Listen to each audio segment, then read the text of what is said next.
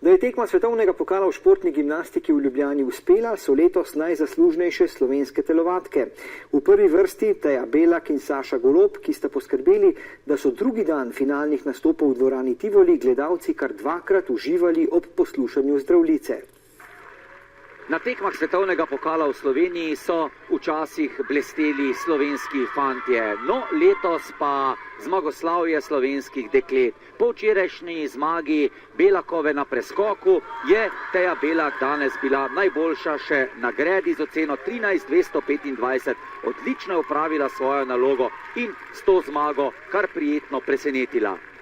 Sem ful zadovoljna z današnjim nastopom, čeprav mi spet enega skoka niso šteli in je bila izhodiščna za 30 manjša, ampak je bila izvedba v bistvu brez napak. Manj presenečeni smo bili ob zmagoslavju Saše Golob na parterju, kajti naša olimpika je bila najboljša že v kvalifikacijah, v finalu pa je dosegla rezultat 13.25 in si zmago razdelila s Tarabinjevo. Jaz sem si želela ponoviti izboljšati nastop iz kvalifikacij.